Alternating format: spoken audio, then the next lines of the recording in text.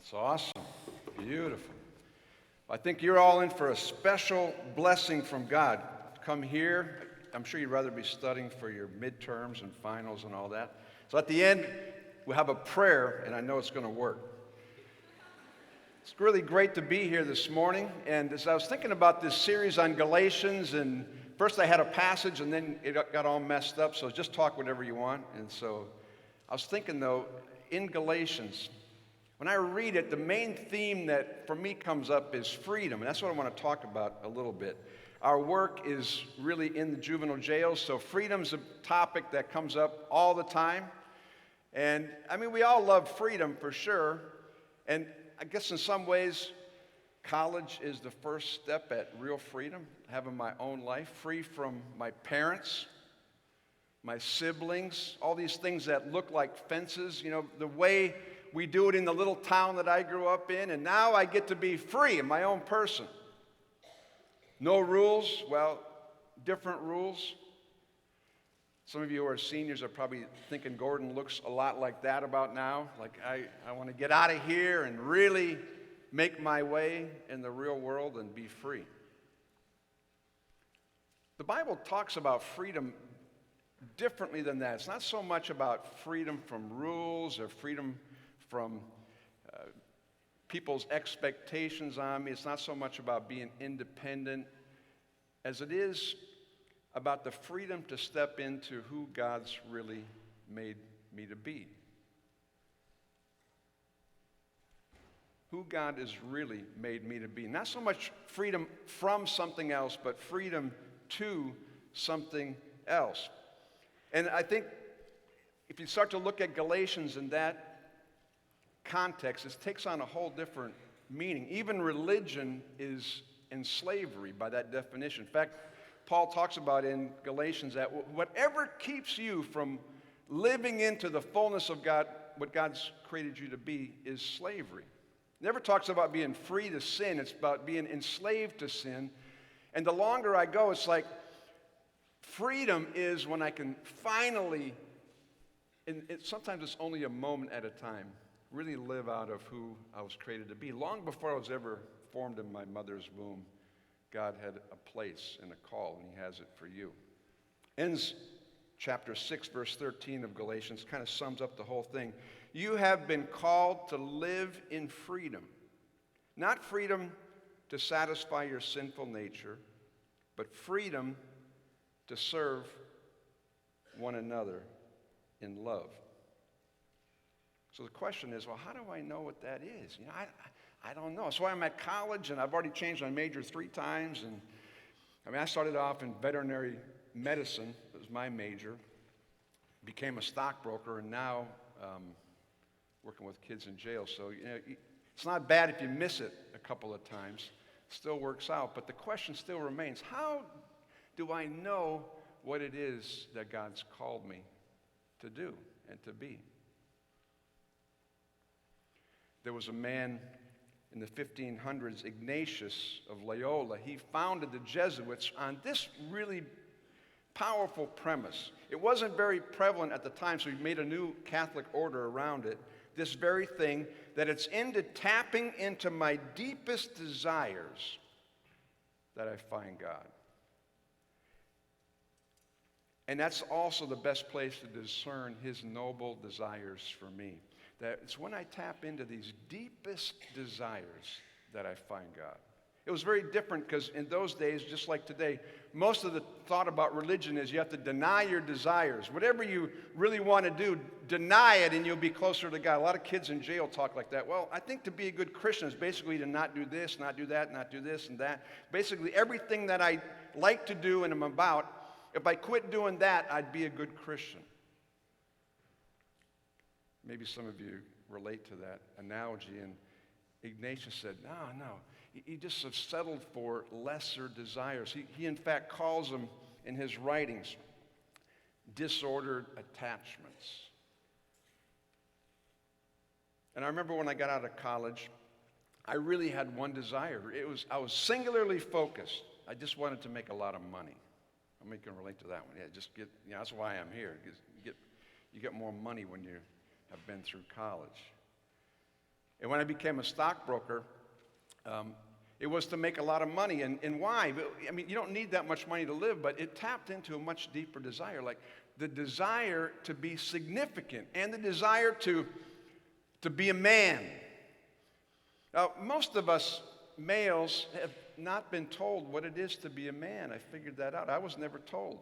How many of you guys have ever been told what it is to be a man, or had your father tell you, now you're a man?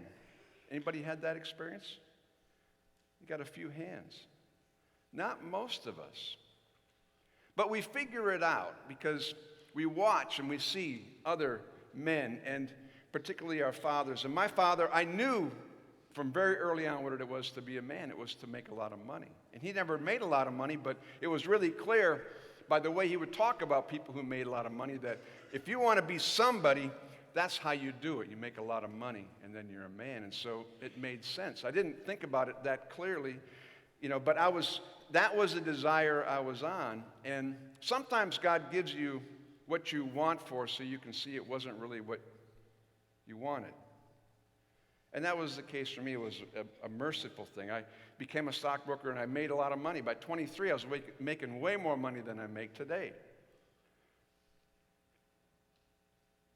And then something happened, probably the first of, I don't know, I probably had 10 midlife crises in my life, and I don't even know if I'm halfway through.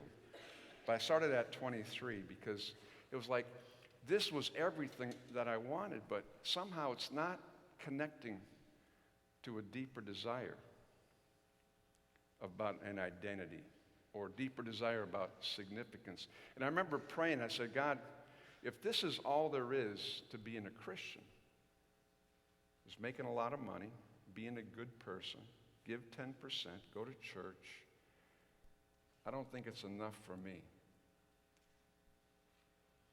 And that was disturbing at 23 because this was like the whole story.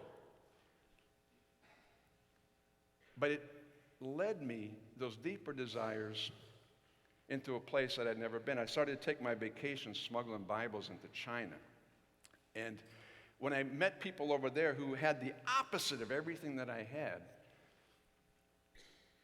it's like they were free. I met this pastor who had just come out of prison. I was at this underground meeting. I'll never forget it. And I was like, this is freedom. And I don't even know if I'm a Christian, but I know I'm not free. And I came back, and that deeper desire that had been awakened in me wouldn't go away. That's what I was made for. You've been called to live in freedom. And there's that verse in Psalm 37:4 that says, delight yourself in the Lord, and he will give you the desires of your heart. And I always thought about that. If you please God, he's going to give you what you really want. A nice wife, husband, good house, a good job. He's going to bless your health. Delight yourself in the Lord, and he will give you all those desires. And I started to see in China that, wait, I already have those things, but my deepest desire is for him. And it was totally reorienting to my life. And so I left my job, and I went to seminary, and things, God has blessed me with an amazing wife, and we were able to start a ministry working with kids who were locked up and to bring them freedom. And it's not freedom just by getting out of jail. And when I see it come alive in them, it does something for me that keeps me going. And one of the young men who's part of that story is Sokhan, Prak, and asked him if he'd come up here and share some of his story with you. So come on up.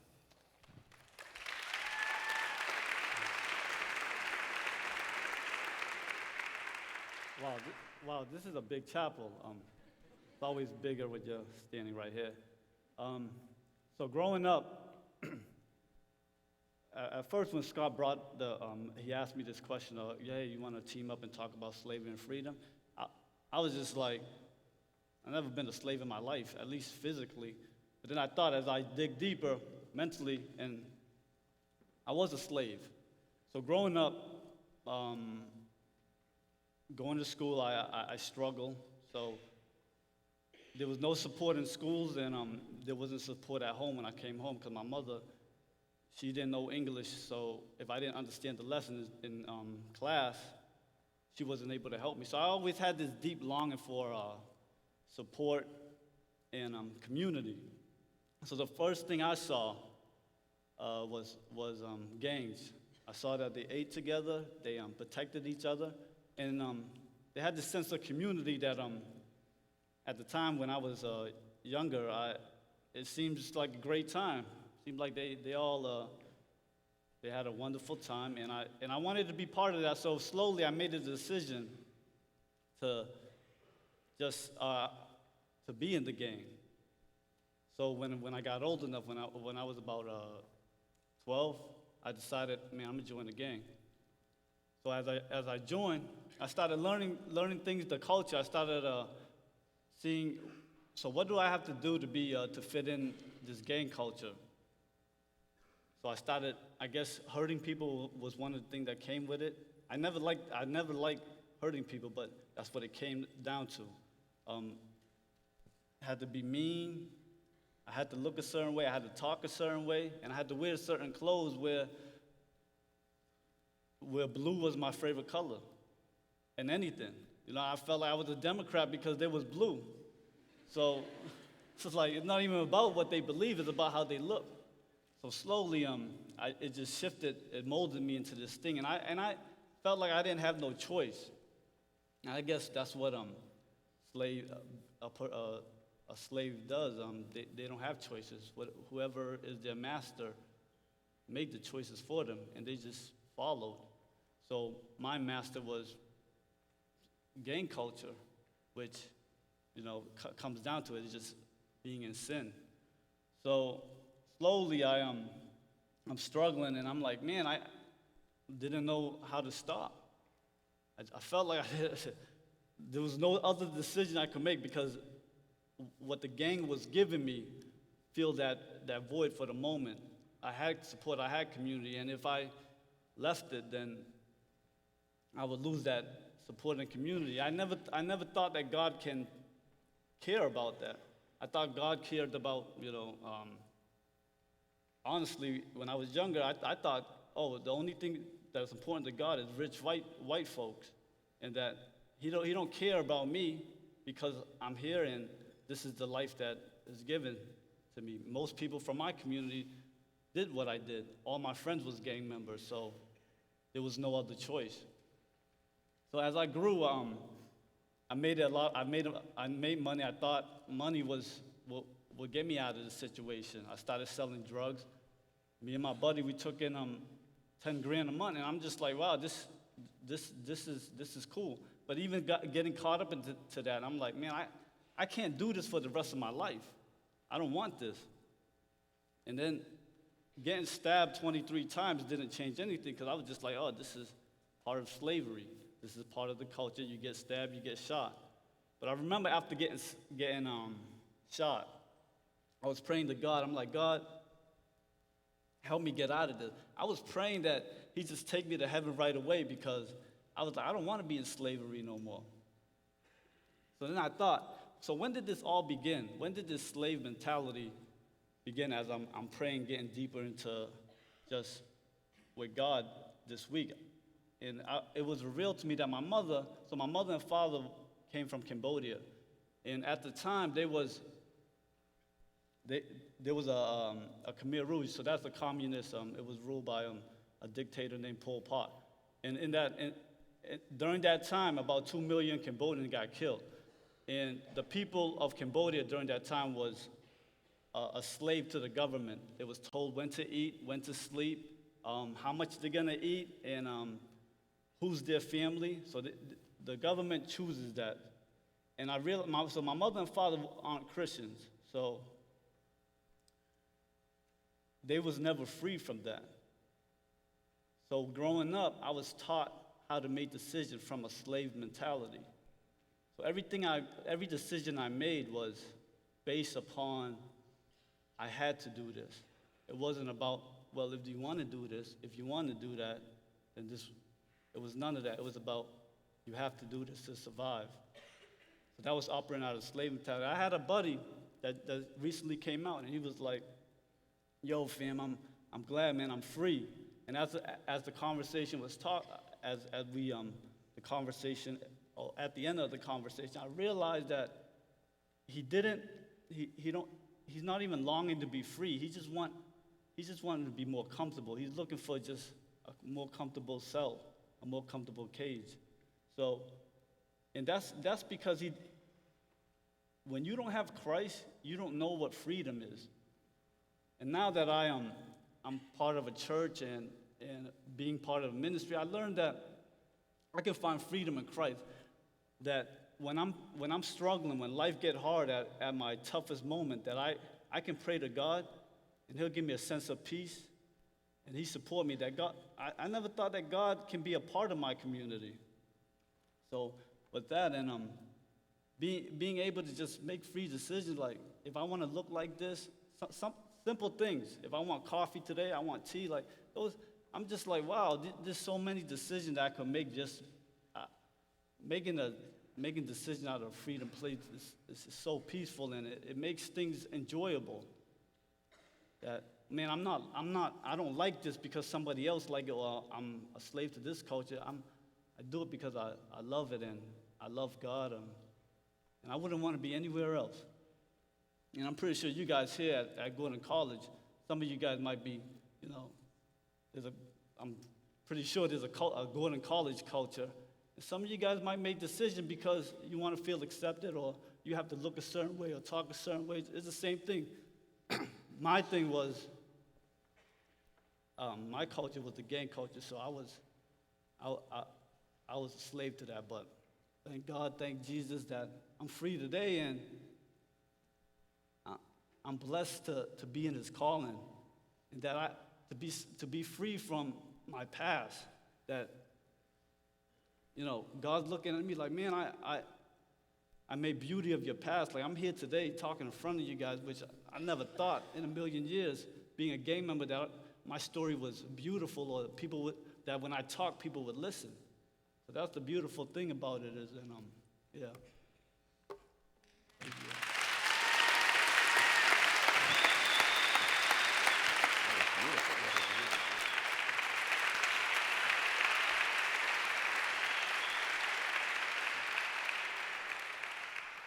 It's for freedom that Christ has set us free. And I don't know with you, following a lot of dreams, and it's awesome to have dreams, but any dream that gets in its way of knowing Christ is an idol. It's a misdirected affection, and it turns to slavery. So I want to pray, and then I want to tell you a little bit about what Khan's doing these days. But if right now, you kind of be in that place where God, just deepen and awaken my desire. There's something that's stirring in all this stuff I'm doing. It's not bad stuff. It's not gang banging, but it's just, it's just following the career path. But I already see an emptiness in it, and that's a mercy that God's tapping that. Yeah, this is not it. Delight yourself in me. I'll give you that desire, and the rest of it is just like gravy. It's just the toppings. You get to live out of it, but you're never gonna ever. The very good thing will become a slavery. So if you want to close your eyes with me, and maybe you just ask God that question. Oh, awaken that desire. Don't let me have a rest. Ignatius said, before you can ever come and join us, you need to spend 30 days just seeking the face of God and let Him awaken desire. God, we just lay ourselves before you, and it's gotten so cluttered and noisy and filled with all sorts of stuff that it's even hard to hear your voice. But then there's those moments where it's just very unsatisfying, and we can see the end of this road, and if this is all that there is, it's not enough. We thank you that you call us to more than enough. And it's just you. It's so simple, but I pray that you would awaken it and not let us have peace outside of really connecting with you. And then you show us what you have for us. in the name of Christ. I want to just say something about Khan. He's part of our program in Lynn, right down the street. He's one of the leaders at House of Hope Church. I know some of you have gone there. And he runs a business that we have called Straight Ahead Silk Stream. And so if you have any work you do, or you need shirts, everybody's got a shirt and printed something. We hope you'll take your business to him. And he just got 1,000 shirt order for the North Shore Community College. You should be able to beat those guys out. That's a small time operation, right? So think about us there. And we pray for you. And God, I just pray right now a blessing on these guys that have come to this chapel, and as they go to take midterms and quad finals and head off, I pray that you will just bless them greatly as they delight in you. Amen.